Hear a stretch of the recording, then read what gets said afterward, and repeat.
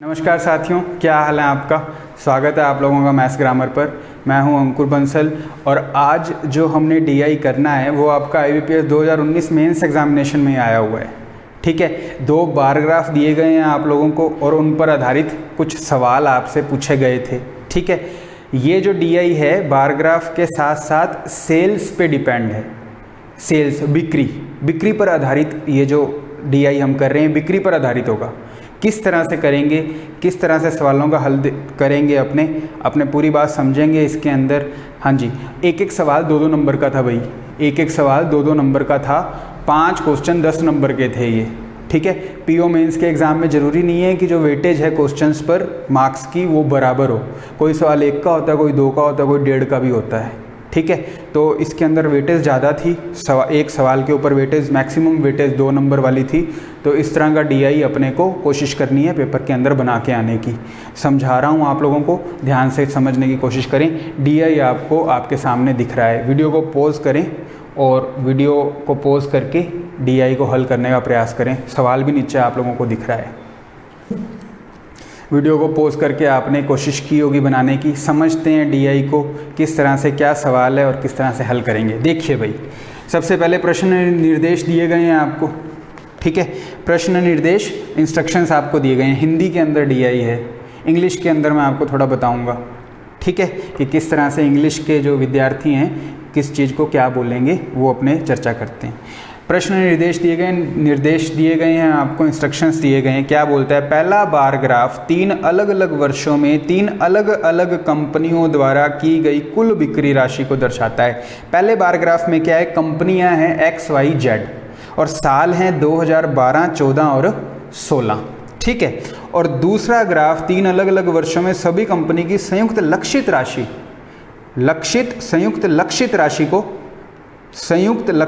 बिक्री को दर्शाता है। कि भाई पहला बार ग्राफ जो है वो तो जैसे देखो 2012, 14 और 16, 2012, 14 और 16 कि इस तरह से सन बनाए हुए हैं। इसके ऊपर बार दी गई है एक इस तरह से। ठीक है, इसको देखो, अब ध्यान से देखोगे जब आप तो खाने काउंट करोगे ना, इसके अगर खाने काउंट करोगे तो 10 का बन रहा है एक खाना, 10 फिर 20 और बारीक लाइनें जो बीच में है, जो अंतराल हैं 0 से लेके 10 वो 5 है।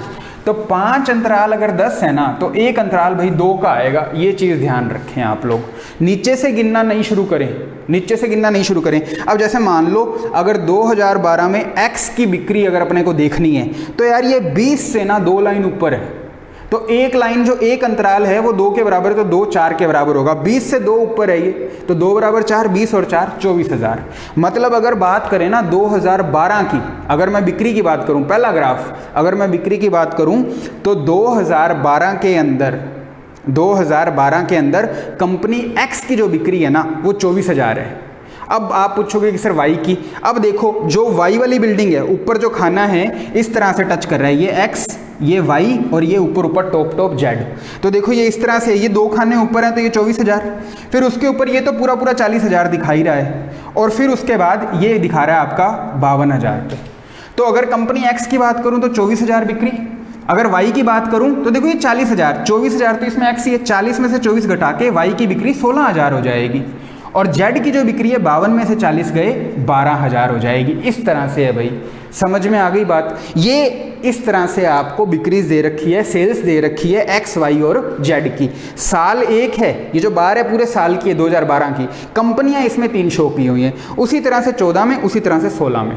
क्लियर है बात। आगे क्या बोलता है, और जो दूसरा ग्राफ है वो टोटल टारगेट सेल्स का है, वो टोटल टारगेट सेल का, कि भाई 2012 के अंदर 52,000 की बिक्री करनी थी, 52,000 की बिक्री हुई है, लेकिन टारगेट में देखो क्या है, टोटल संयुक्त रूप से कंबाइंड, आपको संयुक्त रूप से 2012 के अंदर तीनों कंपनियों की संयुक्त रूप से कितनी बिक्री थी, 60,000। भाई टारगेट 60 का रखा था लेकिन तीनों कर पाए 52 का। क्लियर है बात। ये अलग अलग नहीं दिया हुआ, संयुक्त के अंदर अलग अलग नहीं दिया हुआ, एक ही तरह से साथ में कंबाइंड आपको 60,000 गिवन है। क्लियर है बात। ध्यान से देखो, डीआई कोई भी डीआई है उसको करने से पहले ध्यान से उसको समझ लें एक बार, उसके बाद सवालों को अपने को हल करना है। उम्मीद है आप लोगों को डीआई के अंदर जितनी भी जानकारी दी गई है वो आपको समझ में आ गई होगी। जो दोनों बार ग्राफ हैं वो समझ में आ गए होंगे। पहला जो बार ग्राफ है वो कुल बिक्री का है, एक्चुअल में कितनी बिक्री कितनी सेल्स हुई, और जो दूसरी बार ग्राफ है वो टोटल बिक्री टारगेट बिक्री का है, टारगेट सेल्स का है कि भाई टारगेट इतना रखा था लेकिन हुई इतनी। समझ में आ गई बात। चलें आगे, पहला सवाल देखते हैं भाई। पहला सवाल क्या है आप लोगों के सामने, ध्यान से समझना भाई। DI आपके सामने है, सवाल आपके सामने है। पहला सवाल क्या है, पहला सवाल है यदि कंपनी Y द्वारा 2016 में की गई बिक्री और 2018 में की गई बिक्री का अनुपात 17:15 है। 2016 और 2018, भाई आप कहोगे सर साल तो 12, 14, 16 ही है, जो सन है वो 12, 14, 16 दे रखे हैं, तो ये 16 का तो अपने बार ग्राफ से उठा लेंगे, 18 का कैसे निकालेंगे। तो देखो कुछ जानकारी हमें DI से उठानी है और कुछ दी गई सूचना से जो सवाल में अपने को दी गई है, ये DI का मतलब होता है, ठीक है ना। तो मैं देखो 2016 और 18 में कंपनी Y द्वारा अनुपात कितना है, 17:15, ये लो भाई। अब देखो जो 2016 की है वो बिक्री Y द्वारा कितनी है, देखो सबसे पहले x, यार ये ना अगर इसको ध्यान से देखोगे तो ये 10 के तो 3 लाइन ऊपर है, 1 बराबर 2 तो 3 खाने बराबर 6, तो 10 और 6 16। अगर ऊपर से देखो तो 20 के नीचे 2 है लाइनें, तो 1 लाइन बराबर 2, 2 बराबर 4, 20 में से 4 घटा के भी आप 16,000 कर सकते हो। क्लियर, ये करना पड़ेगा क्योंकि Y की बिक्री चाहिए। क्यों, देखो अब वो जो Y है कहाँ टच कर रहा है, 2016 में Y कहाँ टच कर रही है कंपनी, 50,000 पे पूरे पे, ठीक है ना। ये हजारों में है भाई, टोटल बिक्री भी थाउजेंड्स में है और जो टारगेट सेल्स है वो भी हजारों के अंदर है। क्लियर है बात। तो ये 50,000 पे टच कर रही है, 50,000 माइनस 16,000 कितनी हो जाएगी, ये हो जाएगी 34,000। 34K का मतलब 3 जीरो होती हैं, मैं 3 जीरो को K से लिखता हूँ, समझ में आ गई बात। तो 17 बराबर 34,000, 1 की वैल्यू 2,000, 15 की वैल्यू 30,000। ये लो यार 2018 की मेरे पास सेल्स आ गई 30,000। क्लियर है बात। अब मुझसे पूछा क्या है 14, 16, 18, तो यार 2016 और 18 की तो मेरे पास हो ही गई। 2014 की जो सेल्स है वो मैं DI से देख लूँगा।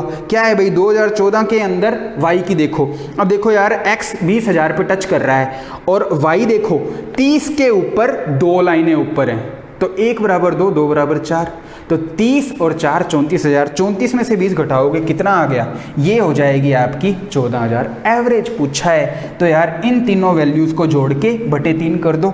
14 और 34 48, 48 और 30 78,000, 78,000 बटे 3, तो 3 दूआ 6, 3 छिके 18, K का तो ये K लग ही गया, तो आपका आंसर आ जाएगा 26K, मतलब 26,000। क्लियर है बात, समझ में आ गई। इस तरह से आपका पहले क्वेश्चन का आंसर आ जाएगा 26,000। क्लियर है, इस तरह से हम ये सवाल भाई कर सकते हैं। अब देखो ये सवाल ना वर्बली भी हो सकता है, अपने वहाँ पे ढंग से चीज़ को पढ़ लें और वर्बली भी चीज़ कर सकते हैं। किस तरह से कि यार मैं बिना लिखे करने की इसको कोशिश करता हूँ। किस तरह से चीज़ देखो, जो चीज़ अपनों ने लिखी है ना, वर्बली करने का मतलब ये नहीं कि यार चीज़ ऐसे हवा में हो जाएगी, उसमें भी तो टाइम लगेगा ना सोचने में, लेकिन उसके अंदर चीज़ें क्या आपको दिमाग में रखनी है। किस तरह से, जैसे कंपनी Y 2016, 18, 17:15। अब यार मैंने देखा 12, 14, 16 का दिया है और 16 और 18 की जो अनुपात है वो 17:15 है, तो मैं यहाँ से देखता हूँ कि 16 में बिक्री कितनी हुई है, तो वही वाला प्रोसीजर। कैसे कि भाई Y की देखी 50 और X की देखी 16, Y वाला टच कर रहा है ना 50 पे, X वाला टच कर रहा है 16 पे, तो 50 में से 16 घटा के बीच वाली चीज़ आएगी ना 34,000। तो यार 16 के अंदर मैंने देख लिया 17 बराबर 34, 1 बराबर 2, 15 बराबर 30,000। तो यार मेरे पास 16 और 18 की बिक्री आ गई, कितनी 34,000 और 30,000। पूछी 14, 16, 18 की है, 2014 की जो है वो मैं डायग्राम से देख के और ज्ञात कर लूँगा। 2014 में कंपनी Y, तो वही वाली बात, X टच कर रहा है 20 पे, Y टच कर रहा है 34 पे, 34 में से 20 गए 14। अब आपको ध्यान रखना पड़ेगा, या आप हल्का सा साइड में लिख भी सकते हो कि 16 और 18 की मैंने 34 और 30 निकाल ली थी, तो 14 और 34 48, 48 और 30 78, 78 बटा 3 26, तो 26 पर टिक लगा के हम आगे भी बढ़ सकते हैं। लेकिन यूँ करने के लिए आपको बहुत ज़्यादा प्रैक्टिस करने की आवश्यकता है, ठीक है। थोड़ा सा रमना पड़ेगा आपको मैथ करते वक्त, थोड़ा सा इंटरेस्ट लेके चीज़ को करें, चीज़ एकदम आपको बढ़िया क्लियर कट, क्रिस्टल क्लियर बोलते हैं ना, उस तरह से चीज़ आपको एकदम पल्ले पड़ेगी। पहला सवाल हो गया। दूसरा सवाल आपके सामने ये मेरे मिटोने के बाद दिखेगा आपको, हाँ जी, दूसरा सवाल करने की कोशिश करें भाई, वीडियो को पॉज कर लें और दूसरा सवाल करने की कोशिश करें आप लोग।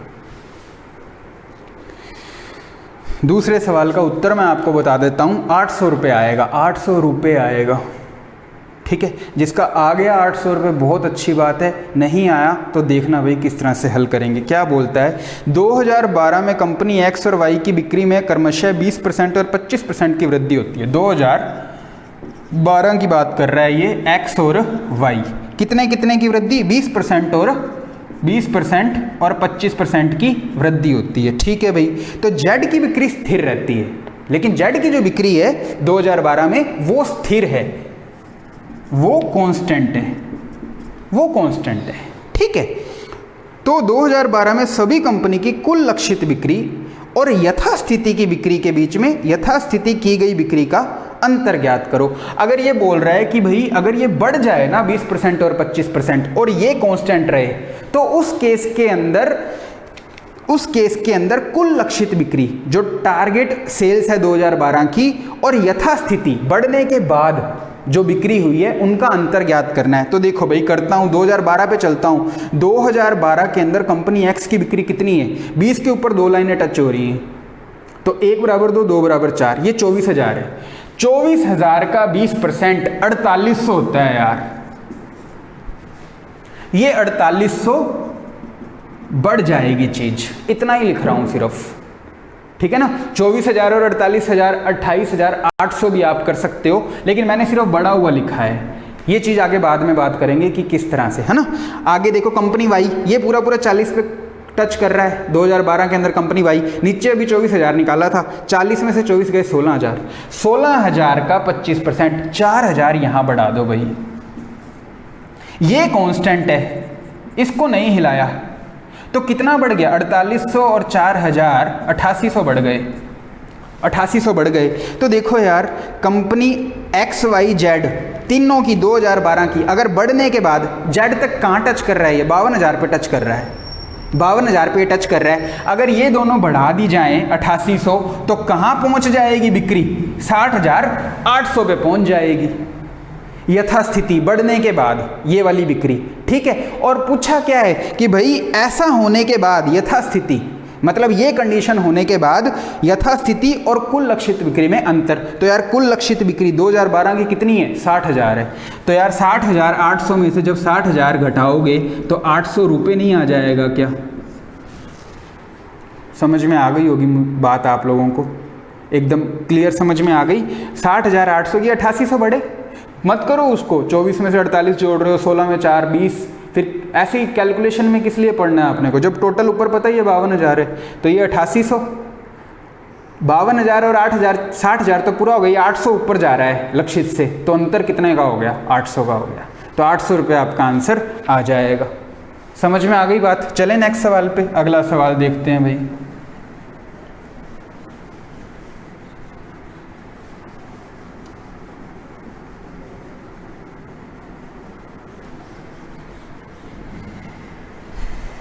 अगला सवाल देखते हैं। अगला सवाल क्या बोल रहा है, 2014 में कंपनी वाई द्वारा की गई बिक्री कितनी है, लिख लेता हूँ। 2014 में कंपनी वाई द्वारा की गई बिक्री कितनी, यार कंपनी वाई द्वारा की गई बिक्री ना 2014 के अंदर एक्स टच कर रहा है 20 पे पूरे पे, और जो वाई है वो टच कर रहा है 30 से 2 लाइन ऊपर, इसका मतलब 2 बराबर 4, 30 और 4 34,000, तो ये बिक्री यार 14,000 होएगी, ये लो, ठीक है। आगे चलते हैं। 2016 में सभी कंपनी द्वारा कुल लक्षित बिक्री का कितना परसेंट है, 2016 में कुल लक्षित बिक्री कितनी है, 75,000 है। अब ध्यान से देखना भाई ये चीज़ किस तरह से है, 2016 में 75,000 किस तरह से आया कि ये आप ध्यान से देखोगे तो 70 के ऊपर 2 लाइन से, और जो 70,000 है उसके 2 लाइन, दूसरी लाइन 70 के ऊपर 2 अंतराल तक और तीसरे अंतराल के बिल्कुल बीच में है, इसका मतलब वो 2.5 पे है, तो 2.5 बराबर 5 होता है, 2.5 बराबर 5 होता है, तो 70 और 5 75 बनेगा। 2016 की जो कुल लक्षित बिक्री है ना वो 75,000 बनेगी। तो यार पूछा है कि 14,000 75,000 का कितना परसेंट है। बिल्कुल ही आसान सवाल ये तो बिल्कुल ही आसान सवाल। 1000 से 1000 काट दो, ये काट दो 3 पे, ये काट दो 4 पे। 14 गुणा 4 का मतलब डबल का डबल, 14 का डबल 28 का डबल 56, 14 का पहाड़ा आता है तो 14 चौके 56, कैसे मर्जी कर लो, 56 3 एकम 3, 5 में से 3 गए 2, आगे लग गया 6, 3 अट्ठे 24, 26 में से 24 गए, सिर पे 2 पैर में 3, 18 सही 2/3%। समझ में आ गई बात। इस तरह से इस सवाल का उत्तर आपका हो जाएगा। आप लोगों में से अगर किसी ने IBPS PO 2019 का पेपर दिया था, क्वांटिटिव एप्टीट्यूड, उसके अंदर आपने देखा होगा सेक्शन, तो आप लोगों को अगर याद हो, जिन लोगों ने किया होगा उस समय के अंदर, उनको तो 101% श्योर याद ही होगा। और नहीं करने की स्थिति में भी अगर सवाल पेपर देखा होगा तो भी आपको ध्यान होगा कि यार ये DI आया था, नहीं तो आप कोई मॉक टेस्ट के अंदर देख सकते हो। 2019 मेमोरी बेस्ड कोई भी आपने टेस्ट सीरीज ज्वाइन कर रखी हो, उसके अंदर आप देखोगे तो ये वाला DI आप पाओगे भाई ज़रूर। ठीक है, अगला सवाल करते हैं। अगला सवाल आपकी स्क्रीन पे आप लोगों को दिख रहा होगा। चौथा सवाल क्या बोलता है, 2012, 14, 16 में मिलाकर X द्वारा की गई कुल बिक्री समान वर्षों में Z द्वारा कुल की गई बिक्री से कितनी अधिक या कम है। अधिक या कम का मतलब क्या है, अंतर पूछा है। किस किस का, 12, 14, 16 में X द्वारा, तो यार ये सब जोड़नी पड़ेगी अपने को, और समान वर्षों में Z द्वारा, तो अपने को X और Z की निकालनी है। बिक्री टोटल जो टारगेट सेल्स है उसका कोई लेना देना नहीं है, दूसरे ग्राफ का इस सवाल के अंदर कोई मतलब नहीं है। पहले ग्राफ से अपने को चीज़ उठानी है। पहले तो देखो X, सबसे पहले X तीनों साल, तो कैसे कैसे जोड़ूंगा। 12 के अंदर कितनी है, 20 के ऊपर 2 लाइनें, 1 बराबर 2, 2 बराबर 4, 24,000। 14 में पूरी 20,000, और 16 के अंदर कितनी है, 2016 के अंदर कितनी है X की, ये 20 के नीचे 2 लाइनें आ रही है, तो 20 के नीचे 2 लाइनें आ रही है, 1 बराबर 2 है, 2 बराबर 4 है, तो 20 में से 4 गए 16,000। 2016 के अंदर X कंपनी की बिक्री 16,000 ही है, तो 24 और 20 44 और 16 60,000। ये लो यार, ये 60,000। अब Z की देखता हूँ तीनों सालों में, तो देखो यार Z की तीनों सालों के अंदर क्या करना पड़ेगा, ऊपर टॉप में से जो नीचे वाला फ्लोर है वो घटाना पड़ेगा, Y वाला, ठीक है ना। तो घटाते हैं, देखो Z की कितनी है कीमत, Z की कीमत कितनी है, Z है आपका 50 से 1 लाइन ऊपर, तो 1 बराबर 2, 52,000 हो गया। 52,000 को टच कर रहा है Z कंपनी, और Y पूरा 40,000 पे है, तो 52 में से 40,000 गए, कितने आ गए, 12,000। ये लो, ठीक है। दूसरी बिल्डिंग जो Z है 2014 के अंदर दूसरी बिल्डिंग टॉप कर रहा है 60,000, और Y कितने पे टच कर रहा है, 30 के ऊपर 2 लाइन टच कर रहा है, 1 बराबर 2, 2 बराबर 4, 30 और 4 34,000। 60 में से 34,000 गए, 26,000। क्लियर है बात। लास्ट ऊपर टच कर रहा है 60 से ऊपर 2 लाइनें। 2016 के अंदर देखो Z कहाँ टच कर रहा है, 1 बराबर 2, 2 बराबर 4, 60 के ऊपर 2 लाइनें हैं, मतलब 4,000 हो गया। 60 और 4 64,000, ठीक है। और Y जो है वो 50,000 पे टच कर रही है पूरी, तो 64 में से 50 गए, 14,000। ये लो यार, इसका अंतर बताना है, तो ये इसका और इन सब का अंतर बताना है, तो 26 और 14 40, 40 और 12 52,000, तो ये बन गया आपका 52,000। 60,000 माइनस 52,000 कितने का अंतर हो गया, 8,000 बोले तो 8 के आगे 3 0, 8 के आगे 3 0। ऑप्शन नंबर आपका आ जाएगा 8,000 रुपये। समझ में आ गई बात, क्लियर है एकदम। चलें अगले सवाल पे। अगला सवाल देखते हैं भाई। अगला सवाल आपको दिख रहा है स्क्रीन पे, वीडियो को पॉज करके अंतिम सवाल है, करने की कोशिश करें भाई। अंतिम सवाल जो है वो करने की कोशिश करें आप लोग। हाँ जी, तो क्या बोलता है देखो, 2018 में सभी कंपनी की कुल लक्षित बिक्री 2016 की तुलना में 25% अधिक है। बोलता है कि 2016 के अंदर 2018 के अंदर 2016 से 25% 20% ज़्यादा है, 20% ज़्यादा है। तो देखो यार 2016 की तुलना में 20% ज़्यादा। 2016 के अंदर अपनों ने एक पिछले सवाल के अंदर भी हेल्प ली थी इस डाटा की, बार ग्राफ से। 2016 के अंदर कंपनी जो आपकी 2016 के अंदर टोटल तीनों कंपनियों का टोटल कितना है, 75,000। वो 70 के ऊपर 2.5 पे टच कर रहा है ना ऊपर, तो 2.5 बराबर 5, 70 और 5 75,000, तो ये 75,000 है यार। 2016 के अंदर टोटल लक्षित 75,000, ये बोल रहा है 20%, तो 75,000 का 10% 7500, 20% 15,000। 20% का मतलब 1/5 भी होता है, 75,000 बटा 5 करोगे ना 15,000 आएगा। 75 + 15 90,000।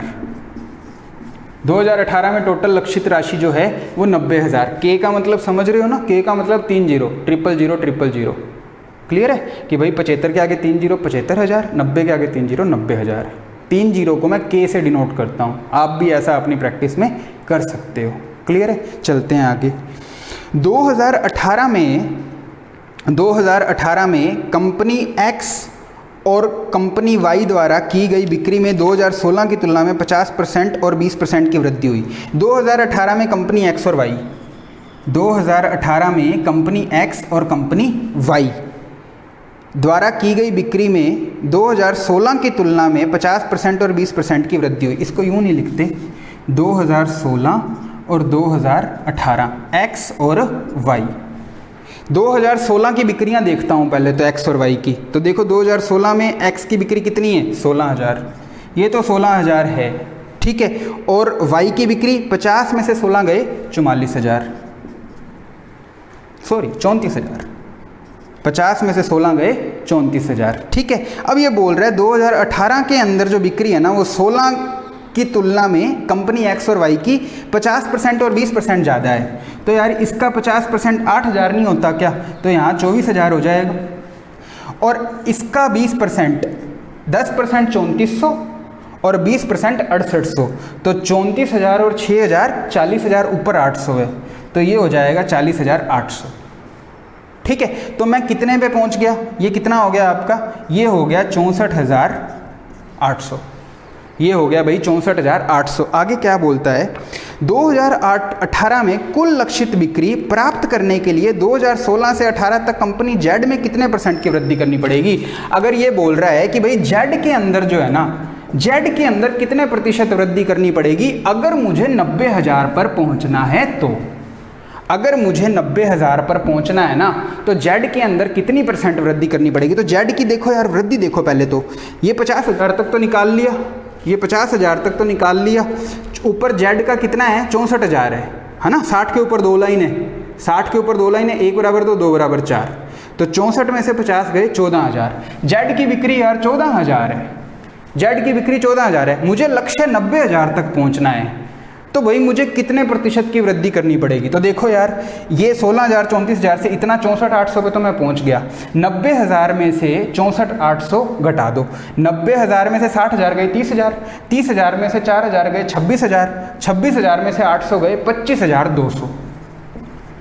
कि भाई मुझे 25,200 की बिक्री करनी है अगर मुझे टारगेट सेल्स तक पहुंचना है तो प्रतिशत वृद्धि यहाँ कर रहा हूँ भाई। प्रतिशत वृद्धि कितनी होगी? 14,000 से 25,200। 25,000 में से 14,000 गए 11,000, आगे 200 तो है, तो 11,200 की वृद्धि करनी पड़ेगी। कितने पे? 14,000 पे। ये लो गुणा कर दो 100 का, 2 जीरो से 2 जीरो, 1 जीरो से 1 जीरो। 14 के पहाड़े में 112 आता है, आता है। कितने पे? 8 पे, 1 जीरो एक्स्ट्रा पड़ा है। 80% जो है आपका आंसर हो जाएगा। समझ में आ गई? ये 5वें सवाल का आंसर आपका 80% आ जाएगा। ये भाई पूरी एकदम डिट्टो एग्जैक्ट आपके IBPS PO मेंस 2019 के अंदर मेंस एग्जामिनेशन के अंदर 30 नवंबर को हुआ था एग्ज़ाम लास्ट ईयर। अभी 1 साल भी पूरा नहीं हुआ है, ठीक है ना। तो ये उसके अंदर आई थी DI। इसको समझे। देखो ये तो नहीं जरूरी कि सर ये पिछली बार DI आया था अब इस बार थोड़ी सी चीज़ और अलग आ जाएगी, लेकिन अपने को प्रैक्टिस के अंदर जो प्रीवियस ईयर्स के अंदर चीज़ें आई हैं वो होनी ज़रूरी हैं, ठीक है ना। एक चीज़ मैं आपको और बताऊं कि जितना ज़्यादा अच्छे से आप अर्थमेटिक कर लोगे ना, जितना अर्थमेटिक ध्यान से समझ के कर लोगे, DI करना आप लोगों के लिए उतना ही आसान हो जाएगा। DI करना आप लोगों के लिए उतना ही आसान बात हो जाएगी, ठीक है। एक बात तो ये, एक DI हमने ये की है। उसके अलावा मैं आप लोगों को बता दूं, आज एक IBPS का नोटिफिकेशन आया है जिसके अंदर लिखा है कि भाई जो RRB की डेट्स थी पहले की, जब RRB ने अपने एग्ज़ाम कंडक्ट करवाने थे, तो उस डेट्स पे एग्ज़ाम अभी नहीं होना संभव है, अभी होना वो संभव नहीं है। तो आप IBPS की साइट से जुड़े रहें और ध्यान रखें कि भाई आगे वाले पेपर कब होंगे, ठीक है। वैसे आपको नोटिफिकेशन मिल जाएगा जब बात पता लग ही जाएगी। मैं ही आपको बता दूंगा जब भी डेट्स, जो नई डेट्स हैं वो आएंगी। तो फिलहाल 12 और 13 वाला जो एग्ज़ाम है 12 और 13 तारीख को होना था सितंबर को, वो बोल रहे हैं कि शायद वो होना अभी संभव नहीं है। तो आप एक चीज़ मैं आपको इस बात से ये कहना चाह रहा हूँ कि आप IBPS की साइट जो है ऑफिशियल साइट है उसको फॉलो करते रहें, ठीक है ना। उसको फॉलो करने का जो उसके ऊपर है वही एकदम सच्ची बात है, वही एकदम असल में वास्तविकता वही है। तो उसको फॉलो करें और जैसे जैसे वो बोल रहे हैं उस चीज़ को साथ लेके चलें। ठीक है भाई। तो नेक्स्ट वीडियो के अंदर हम और IBPS PO की या और अदर DI जो मुझे SBI PO के अंदर आई हुई DI प्रीवियस ईयर्स के अंदर उनको करेंगे, अर्थमेटिक करेंगे, आगे और वीडियोज़ आएंगी। ठीक है, तो मिलते हैं आपसे अगले वीडियो के अंदर। धन्यवाद आप लोगों का, thank you very much, thanks.